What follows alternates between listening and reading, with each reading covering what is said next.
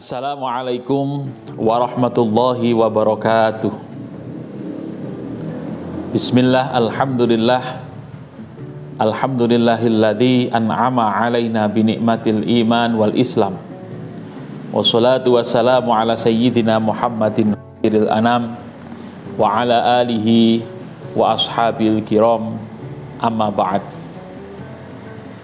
Saudara-saudara kaum muslimin dimanapun Anda berada, alhamdulillahirabbil alamin, puji syukur kita panjatkan kehadirat ilahi Rabbi atas limpahan rahmat, taufik, hidayah serta inayahnya, sehingga pada saat ini kita bisa menjalankan puasa Ramadan dengan baik dalam keadaan sehat walafiat.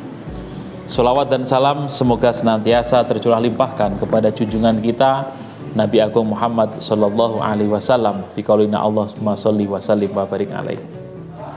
Hadirin wal hadirat, muslimin muslimat dimanapun Anda berada, di bulan Ramadan identik dengan sebuah hari yang sangat luar biasa yang tidak didapati di hari-hari yang lain, yaitu yang disebut dengan malam Lailatul Qadar atau malam 1000 bulan, yang jelas disebutkan di dalam Al-Quran surat Al-Qadar. Bismillahirrahmanirrahim.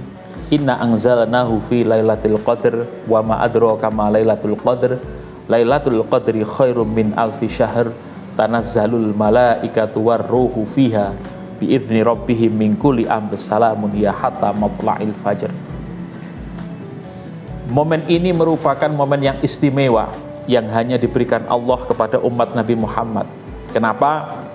Karena umat Nabi Muhammad adalah umat yang cenderung memiliki umur yang relatif singkat, yakni antara 60 sampai kurang lebih 100. Kalaupun 100 itu jarang.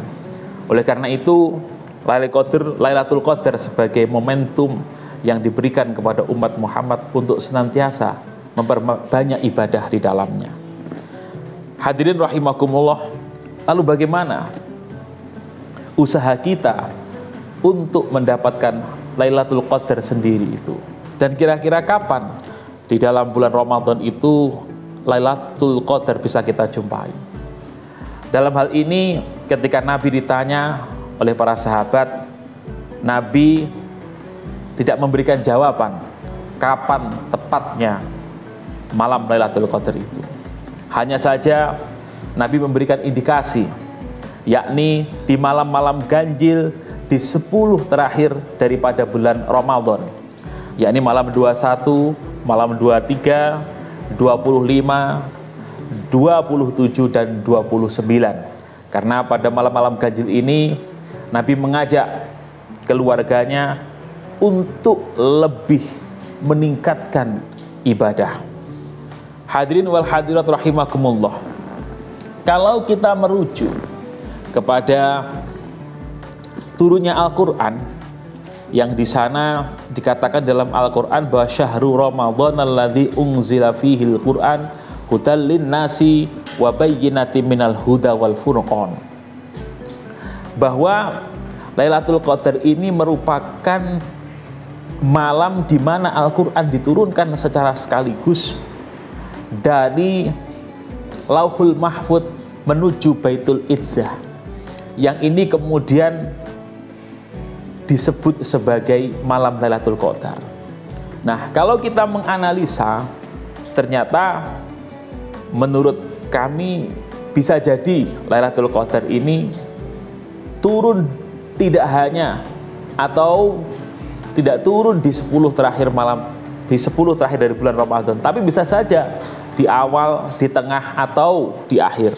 Yang ini semua harapannya adalah seluruh umat muslim bisa memanfaatkan momen selama 1 bulan Ramadan penuh untuk senantiasa beribadah. Nah, kiat-kiat yang bisa kita lakukan untuk menjemputnya, tentu hadirin wal hadirat, kita senantiasa melakukan banyak ibadah-ibadah. Di antaranya kita bisa senantiasa membaca Al-Quran, yang biasanya hanya membaca 1 ayat, 2 ayat, maka di momen Ramadan ini kita tingkatkan. Kita bisa menghabiskan 1 juz misalkan setiap hari atau lebih dari itu. Atau selama 1 Ramadan kita bisa menghatamkan Al-Quran 1 kali hataman minimal. Lebih dari itu tentu saja kita juga meningkatkan kualitas ibadah sholat kita.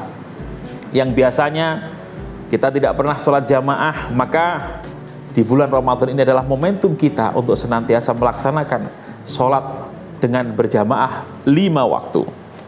Selain itu, malam harinya kita juga bisa menggunakan untuk senantiasa melaksanakan qiyamul lail, mulai dari melaksanakan sholat tarawih disusul dengan sholat witir, dan nanti malamnya ditambah dengan sholat-sholat sunnah yang lainnya, misalkan sholat tahajud, sholat hajat, ataupun sholat-sholat yang lainnya, yang itu kita bisa maksimalkan bersama.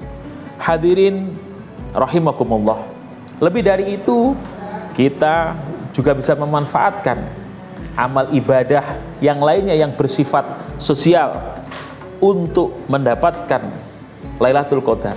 Di antaranya adalah dengan memperbanyak sedekah. Tentu dengan kemampuan kita memberikan sesuatu yang merupakan kelebihan dari harta kita kepada kaum-kaum yang membutuhkan.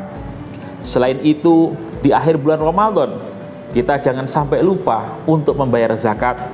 Bagi yang memiliki kelebihan harta, tentu kewajiban zakat mal harus ditunaikan. Hadirin rahimakumullah, yang terakhir, kita harus senantiasa menjaga diri kita dari hal-hal yang dapat mengurangi atau bahkan menghilangkan pahala dari puasa kita di bulan Ramadan. Tentu dengan tidak mengeluarkan kata-kata kotor atau caci maki, fitnah, adu domba, dan lain sebagainya. Semoga di bulan Ramadan ini kita bisa memanfaatkan momentum-momentum yang ada dalam rangka meraih Lailatul Qadar, dan semoga kita termasuk hamba-hamba Allah yang oleh Allah melalui sabda Nabi dikatakan ketika selesai melaksanakan puasa Ramadan nanti pasca Syawal kita termasuk golongan hamba yang bersih dari dosa sebagaimana bayi yang baru saja dilahirkan dari perut ibunya. Terima kasih atas segala perhatian, mohon maaf atas segala kurangan. Wallahul muwaffiq ila aqwamit thoriq. Wassalamualaikum warahmatullahi wabarakatuh.